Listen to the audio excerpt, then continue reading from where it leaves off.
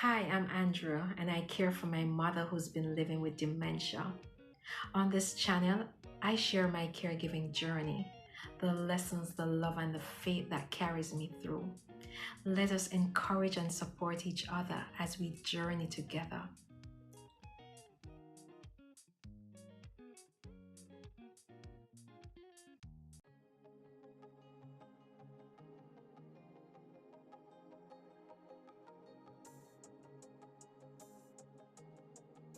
Hello to all my YouTube family and friends. Welcome back to A Caregiver's Love. If you are new here, my name is Andrea, and on this channel we share the realities of caregiving. We talk about the joys, the struggles, the tears, the fears, lessons we learn, and the love that carries us through it all. Today, we are beginning a new series on grief. And I want to start with a topic that many caregivers carry quietly in their hearts, sometimes for years. And that's on caregivers' guilt after the loss of a loved one. You know, when a loved one passes away, people often surround us with sympathy and support. They do. They tell us they're sorry for our loss.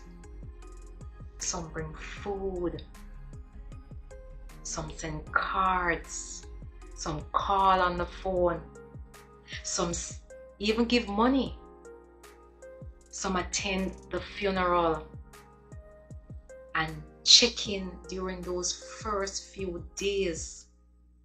But after the funeral is over and everyone is gone back into their normal routine and back to their homes and their normal lives, many caregivers are left alone with something unexpected.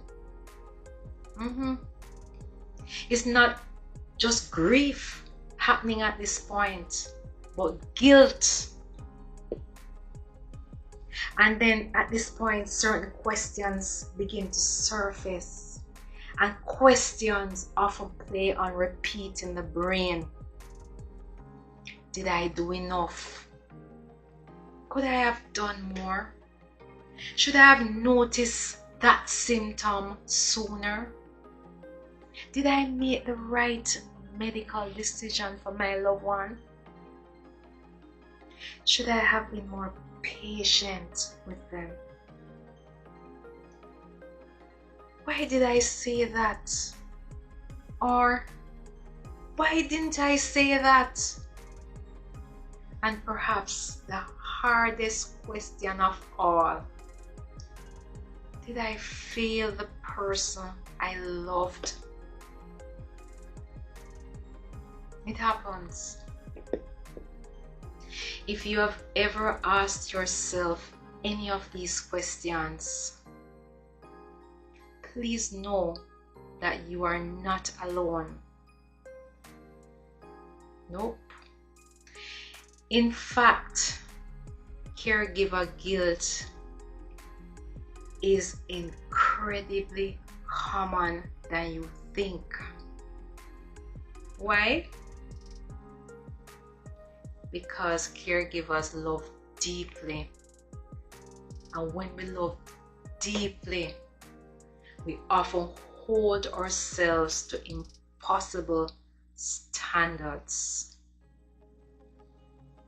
As caregivers, we become so many things to our loved ones. We are their nurses, their care coordinator. We are their medication managers. We are their advocates. We're their personal care assistants. We are also their cheerleaders. We're their companions and protectors. Sometimes we become their memory. Sometimes we become their voices. Somewhere along the journey, many of us begin to believe that if we just work a little harder, stay awake a little longer, pray a little harder, or maybe research a little bit more, maybe we can somehow change the outcomes.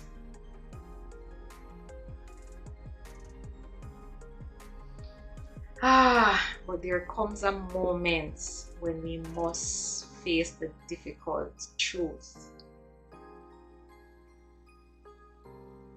No amount of our love can prevent loss. Everything is all in the hands of God.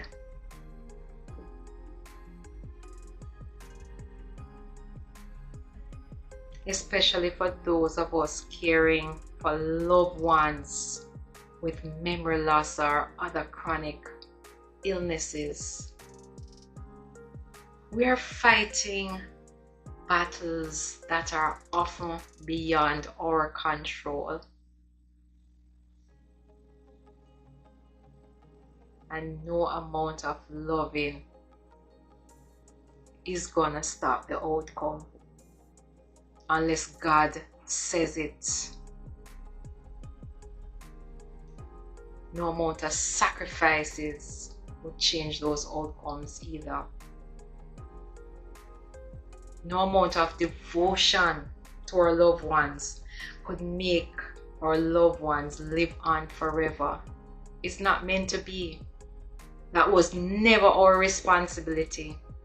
Our responsibility was to love.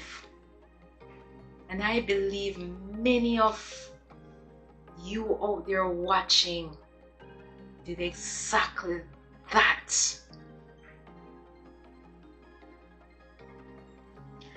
I think one of the reasons caregivers struggle so much after a loss is because caregiving becomes our identity. For months, years, and sometimes decades, our love revolves around another person's needs. We wake up thinking about medications, appointments, preparing their meals, keeping them safe, bathing them, doing the laundry, taking them on the doctor's visits, monitoring the blood pressure readings and the different vitals, checking up how they're feeling, whether they're eating enough and whether they slept enough. Then suddenly everything just stops. The phone doesn't ring anymore. There are really no appointments anymore, no medications to organize, no one calling our names, no one needing our help, and the silence can be deafening and overwhelming. Not only are we grieving the loss of a person, we are grieving the loss of our purpose, our routine, and a role that had become such a significant part of our lives. And in that silence, guilt often grows louder. Maybe we replay difficult moments in our heads. Perhaps there were days when we lost our patience, days when we were exhausted, days when we wished for a break, or days when we said something we wish we could take back. Can I tell you something? You are not just a caregiver. You and I are human caregivers. And there is a big difference. Human caregivers get tired. Human caregivers cry. Human caregivers become frustrated. Human caregivers make mistakes. Human caregivers need rest. Human caregivers lose their patience. So don't judge yourselves for being a human being. There is another emotion that many caregivers experience but are often afraid to admit it to, and that's called relief. Yes, relief. Relief that our loved one is no longer suffering. Relief that they are finally at peace. Relief that the endless medical crises have ended. Relief that we can finally sleep through the night, or at least try. Relief that our body and mind can finally get some rest. Then almost immediately, guilt just starts rush in. We wonder, how can we feel relieved? Does this mean that we didn't love them enough? Absolutely not. Relief does not cancel out love. It simply reflects the tremendous weight we have been carrying around for years.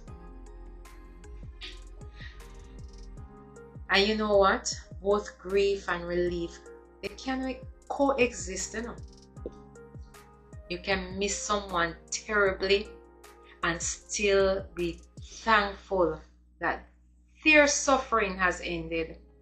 Yeah.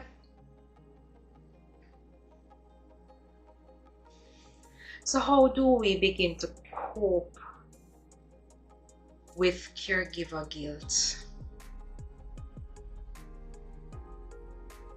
First, we need to acknowledge our feelings. We're not supposed to suppress our feelings, and don't go around pretending that they don't exist. They do. Talk to someone that you trust. Start writing down and journalizing your thoughts. Speak it with a counselor. Join a support group, a grief support group at that. Bring your pain before God in prayer. Nothing beats that. Prayer works. Second, challenge the guilt. Ask yourself, would I judge another caregiver as harshly as I'm judging myself right now?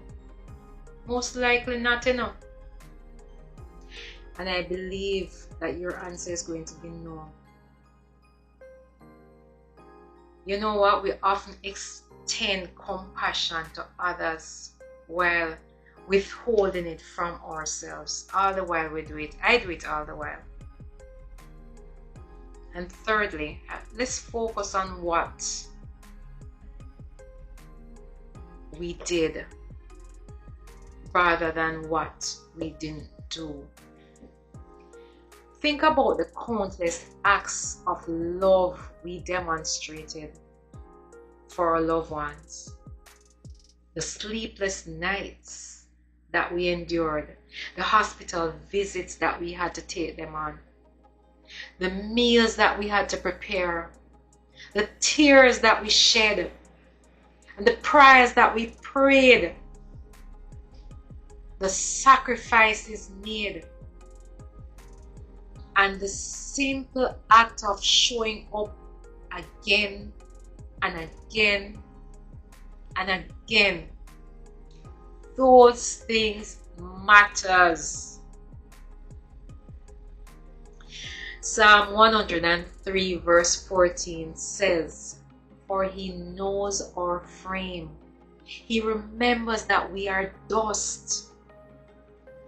I love this scripture because it reminds me that God understands our limitations. He knows we are imperfect. He knows we become weary. Yet He still sees every act of love that we do. Nothing was wasted. Nothing at all. Today I want to leave you with this thought. Stop asking yourself, did I do enough? Instead, did I love? That's what you need to ask yourself. Did I love? Because love is the true measure of caregiving. And I have a feeling that if your loved one could speak to you today, they would not focus on your mistakes. They would remember our presence, our sacrifice, our faithfulness, and our love. As we close, if you are carrying guilt today, I pray that you will begin to lay that burden down. You have carried enough. Give yourself permission to grieve. Give yourself permission to heal. And most importantly, give yourself grace. You need it. Thank you so much for watching. If this video encouraged you, don't hesitate to like, share, and subscribe to my channel. Stop right now and do that, as a matter of fact. Also, if you feel comfortable, please leave a comment below. Share one thing you love most about the person you cared for. Or maybe you're still caring for them like I am. Your story may bring comfort to someone else. Until next time, let me encourage you to love upon your loved ones right now while they still can appreciate your love. Walk good. Goodbye.